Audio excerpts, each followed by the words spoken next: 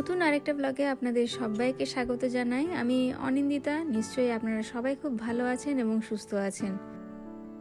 সকালের শুরুটা একেবারেই গতানুগতিকভাবে হয়েছে। শুরু হয়েছে একেবারে রান্নাঘরে, কারণ এখন রিনি আর রনকে স্কুল লাঞ্চ দেওয়ার পালা। এই কদিন আগে জানেন তো এই সসেসটা নিয়ে আসা হয়েছে ওয়ালমার্ট থেকে, আর এটা দেখানোর একটাই উদ্দেশ্য, নানান দিকে যেরকম আজকাল আমরা শুনছি না যে প্লান্ট বেসড ফুডের সূচনা হয়েছে, এই সসেসটা সেরকম চিকেন থেকে তৈরি নয়, পুরোটাই কিন্তু প্লান্ট বেসড। সয়াবিন, তার সঙ্গে মটরশুঁটি, ট্যাপিওকা আর রাইস ফ্লাওয়ার তো রয়েছে, তার সঙ্গে রয়েছে সানফ্লাওয়ার অয়েল আর ক্যানোলা অয়েল, আর তার সঙ্গে তো ধরুন অল্প একটু কিছু প্রিজারভেটিভ থাকবেই। ওই প্যাকেজে লেখা থাকা ইনস্ট্রাকশনের মতনই আর কি ফলো করে পুরোটাকে রান্না করছি। একটু জলে প্রথমে সেদ্ধ করে নিলাম, তারপরে হালকা অল্প একটু তেল দিয়ে এপিট ওপিট করে ওই লাল না হওয়া পর্যন্ত একটু ভেজে নিতে হবে। এই সসেজ কিন্তু আমরা খুব একটা খাই না, এই প্রথমবার প্লান্ট বেসড সসেজটাই এনেছি বাড়িতে। আসলে চিকেন সসেজ মানেই মাথায় কোথাও একটু ঢুকে থাকে ওই পর্ক কেসিং, সেই কারণে হয়তো আমরা অ্যাভয়েড করি। আর রিনিরনও দেখেছি একটু ওই মানে ওদেরও একটু বাতিকটা রয়েছে আর কি, যে ওরা চিকেন ছাড়া অন্য কিছু খাবে না। তো সেই কারণে প্রথম প্লান্ট বেসড হটডগ বা সসেজ ওদের জন্য বলতে পারেন আমি বানিয়ে দিলাম। কালকে রাত্রেবেলা অবশ্য একবার বানিয়েছিলাম, রিনি খেয়েছে, ওর তো ভীষণ পছন্দ হয়েছে, কারণ এই তাই না বেশ সুন্দর একটা ওই বারবিকিউ ফ্লেভার রয়েছে, যখনই খাওয়া হচ্ছে ওই স্মোকটা নাকে আসছে, যেটা আবার আমার একদমই অপছন্দ। তো যাই হোক, রিনিকে তো ওটাই দিলাম, আর রনর জন্য এগরোল বানিয়ে নিচ্ছি। তবে সকালবেলার অবস্থাটা দেখুন, মানে এক প্রস্থ যে যুদ্ধ হয়ে গেছে, চারিদিকটা তাকালেই বোঝা যাচ্ছে। নতুন কাপে চা খেয়ে কেমন লাগলো তোর? চা খেয়ে তো ভালো লাগলো, কিন্তু চাটা কোথাও দিয়ে ঠান্ডা হয়ে গেল। কেন? কাপটা সাইজ এত বড় সারফেস এরিয়া। কোথায় কাপটা? ওই তোর কাছে একটা আছে। ও এই কাপটাই তো, হ্যাঁ সেম। এটা কাপে যে সারফেস এরিয়াটা এত বড় হচ্ছে, যার কারণে ঠান্ডা হয়ে গেল রাখার সঙ্গে সঙ্গে। তাহলে আমার কি কাপ কেনা বেকার হয়েছে? কাপ কেনা বেকার হিসেবে কি বলতে পারি? আমি তো শখের বসে কি ঠান্ডা হয়ে গেল বুঝতে পারলাম না। সবেতে ফিজিক্স। রিনি কোথায় তুই? দেখা দে, হাত তোল। হ্যাঁ, ও ওখানে আছে রিনি। বলছে তোর বাবা সবেতে ফিজিক্স শুরু করেছে রে। আমি আর কোথায় যাবো বল দেখি? আমার মতো নন ফিজিশিয়ান স্টুডেন্ট কোথায় যাবে তুই? আর ওই আরেকজন এখনো একদম কি বলে, কি বেচে ঘুমোচ্ছে, তেল বেচে ঘুমোচ্ছে। ঠান্ডাটা কমবো করেও কিন্তু কমছে না, যদিও নেগেটিভে টেম্পারেচার নেই, কিন্তু এই সকালের দিকটা কিন্তু বেশ ঠান্ডা হয়ে থাকছে। ওই মোটামুটি ধরুন কখনো কখনো 5-6 তো হচ্ছেই। তো এই সকালবেলায় রনকে প্রথমে স্কুলে ছাড়া হলো, রিনি তো তার আগেই চলে গেছে, তারপরে আমি আর তুহিন মিলে বাস স্টপ থেকে চলে গেলাম একটু হাঁটতে।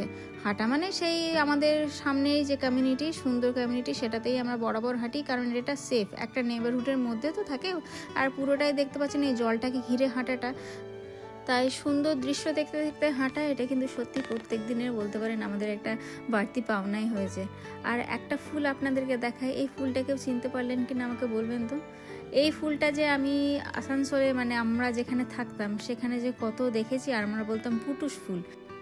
খুব ছোট ব্যাপার হলেও জানেন তো, প্রথমবার যখন ফুলটাকে দেখেছিলাম খুব খুশি হয়েছিলাম, কারণ ছোটবেলায় এই ফুলকে ঘিরে যে কত স্মৃতি রয়েছে। যখনই খেলনাবাটি খেলতাম এই ফুলগুলোর পাপড়িগুলোকে ছিঁড়ে ছিঁড়ে খাবার বানাতাম, পাতাগুলোকে গোল গোল শেপে কেটে লুচি বানাতাম। তাই এই গাছটাকে এখানে থেকে ভীষণ খুশি হয়েছিলাম। যদিও আমাদের ওখানে শুধুমাত্র এই হালকা বেগুনি কালারটা আর সাদা রঙটা দেখা যেত, কিন্তু এখানে না আরও বিভিন্ন রঙের, কখনো কখনো তো হলুদ, অরেঞ্জ এইসব কালারেরও দেখতে পাই আমরা। আর এটাকে এখানে এরা ল্যান্টানা বলে।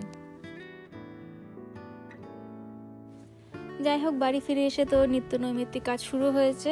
লাঞ্চ বানানো শুরু করেছি, মাঝখানে তুহিনকে গিয়ে একবার ব্রেকফাস্টটাও দিয়ে এসেছি। আজকে লাঞ্চে বানাচ্ছি আমি একটা মিক্সড রাইস।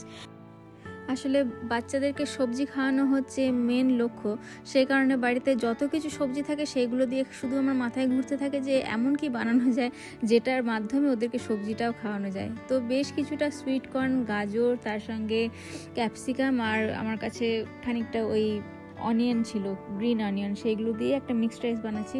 আর যখন মিক্সড রাইসটা বানাচ্ছি আমার শুধুমাত্র মনে পড়ছিল নিউ মার্কেটের, মানে কলকাতার নিউ মার্কেটের কথা বলছি, সেখানে একটা রেস্টুরেন্ট রিজেন্টের কথা। বিয়ের পরপরই, তখনও রিনি হয়তো হয়নি, আমরা যখনই কলকাতায় যেতাম, মানে আমি যেতাম স্পেশালি, কারণ তুমি তো তখন কলকাতাতে থাকতাম, আমি আসানসোলে থাকতাম। তো যখনই ওই কোনো একটা বড় ছুটিতে আমি কলকাতায় যেতাম, সে সামার ভ্যাকেশন হোক বা পুজোর ভ্যাকেশন হোক, তো একবার করে নিউ মার্কেট তো ঘোরা চাই। আর নিউ মার্কেটের ঘোরা মানে আমাদের কাছে ছিল সেই রিজেন্টে গিয়ে এই মিক্সড ফ্রাইড রাইস আর তার সঙ্গে চিলি চিকেনটা খাওয়া। তো আজকে আমি জানি না কেন আমি যখন রান্না করছিলাম আর রান্নার গন্ধটা এমনই আসছিল, আমার হঠাৎ করে সেই দোকানটার কথা মনে পড়ে গেল।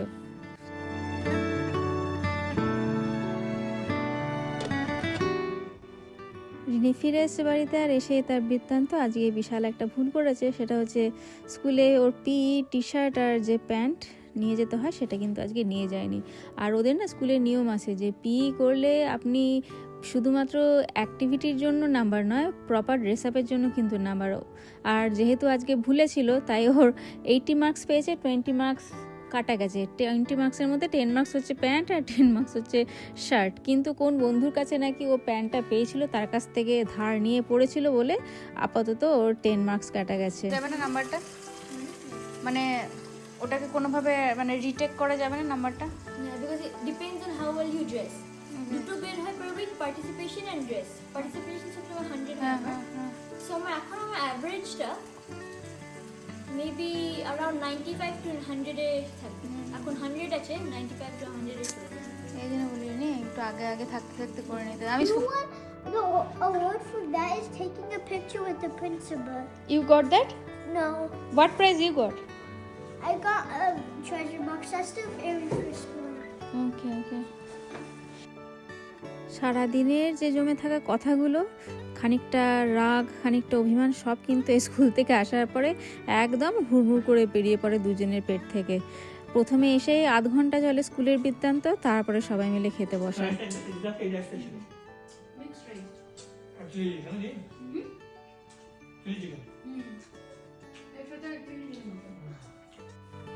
গত বেশ কয়েকটা মাস ধরে রনকে বিভিন্ন অজুহাতে আটকে রাখা হয়েছিল, কারণ ওর ভীষণ ইচ্ছা ও নাকি একটা ফিশিং রড কিনে ও ফিশিং করতে যাবে বাবার সঙ্গে।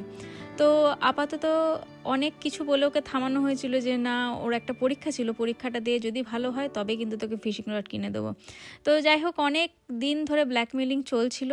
তো আপাতত সেই দিনটা এসছে, পরীক্ষাও শেষ হয়েছে, তার সঙ্গে সাথে সাথে বাবাকে ধরে নিয়ে এসছে ওয়ালমার্টে এখন একটা ফিশিং রড কিনবে। তবে ফিশিং রড কিনতে যাওয়ার আগে এই নানান রকম এক্সপেরিমেন্ট চলছে, কারণ আগের সাইকেল সে তো ছোটো হয়ে গেছেও, আর এমনিতেও সেটা কিন্তু একদমই খারাপ অবস্থায় রয়েছে। যে কোনো দিন হয়তো নতুন সাইকেলের দরকার হতে পারে। যদিও আজকে সাইকেল কিনছি না, তবে সাইজটা কিন্তু দেখে নেওয়া চাই। এর আগের সাইজটা যেটা নেওয়া হয়েছিল সেটা রনর কাছে এখন একদম মনে হয় যেন বাচ্চার একটা সাইকেল। তাই একটু এমন সাইজ দেখে নেওয়া হচ্ছে যেন আগামী 2 বছর অন্তত যেন চালাতে পারে, কারণ এই সাইকেল তো প্রত্যেক বছর আর কে চেঞ্জ করছে বলুন। তো এই সাইজটা মোটামুটি ওর ঠিকই পাওয়া গেল। আগের এবারটা ছিল ওর 14 ইঞ্চি সাইজ, এবার এটা 18 ইঞ্চি মোটামুটি দেখছি ওর একদম ঠিকঠাক সাইজই হচ্ছে। Yeah, this for এটা ভাইরাল এটা এগুলো ভাইরাল। ফিশ করে খাওয়া গেছে। হ্যাঁ, পারবে। ওপরেও তো আছে। ও কি সত্যি সত্যি ফিশিং রড ফিশিং করতে যাবে নাকি তো? Where's the line? এই যে 12 টাকা বুঝলি? হ্যাঁ, What if you need a sandwich? You have to ওইটা buy the 30 টাকা তো। লাইনটা পরে সেপারেটলি কিন্তু লাইন অনেক না ভিডিওতে একটা তার একটা হুক একটা ইয়ে এই দেখ Yeah, the one. Look at daddy. দেখ fishing rod Where's the line? কোন দিস তুই তো ব্লু কালার নিবি বলেছিলি। ব্লু কালারের এই ওর আলটিমেটলি ওর এটাই লেখা আছে জীবনে, মাছ ধরবি খাবি আর ভাজবি, মাছ ধরবি ভাজবি আর খাবি। These aren't even real fishing rods. No, these are for small kids from swimming pool. They will catch fish from swimming pool. এটা অরিজিনাল বুঝলি না? Family fishing. না, সেদিন কিন্তু ফিশিং রডটা কেনা হয়নি, আর কেনা হয়নি সেটা কিন্তু মঙ্গলই হয়েছে। কারণ পরে যেটা শুনলাম বন্ধু বান্ধবের কাছে যে এখানে নাকি ফিশিং করতে গেলেও একটা লাইসেন্স নিতে হয়। মানে ধরুন সেটা একদিনের জন্য হতে পারে, অথবা আপনি যদি মান্থলি নেন।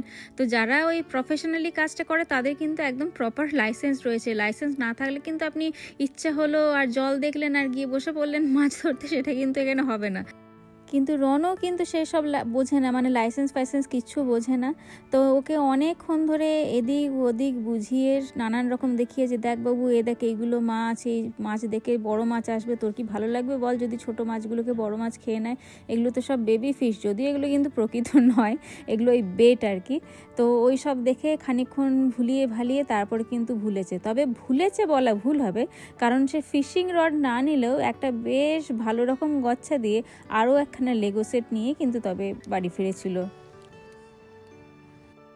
তবে দোকান থেকে বেরোতে যাব সেই সময় কিন্তু চোখে পড়লো আর একটা দারুণ জিনিসের। কে যে এই জিনিসগুলোকে কিনে পায়ে পড়বে কে জানে, আমার তো দেখে মনে হচ্ছে এগুলোকে নিয়ে কোলে বসে একদম চটকায়। দাঁড়ান দেখাচ্ছি আপনাদের। এইগুলো নাকি জুতো, জানেন? এই যে ফাঁকগুলো দেখতে পাচ্ছেন ওখানে নাকি পা ঢোকাতে হয়। এত সুন্দর কিউট সফট এই টেডি বিয়ারগুলোকে কে পায়ে রাখবে বলুন তো? হ্যাঁ, চলুন এবার দোকান থেকে বেরোনোর পালা, কালকে তো আবার ওদের স্কুল আছে। আর রনও খানিকটা ওই ছিপ না কেনার দুঃখ নিয়েই কিন্তু বাড়িতে ফিরছে। তবে যাই হোক, আর ব্লগটাকে এখানে বাড়ালাম না, আজকের মতন ব্লগটাকে তাহলে এখানেই শেষ করলাম। আপনাদের সবার সঙ্গে খুব তাড়াতাড়ি দেখা হবে, সবাই খুব ভালো থাকবেন।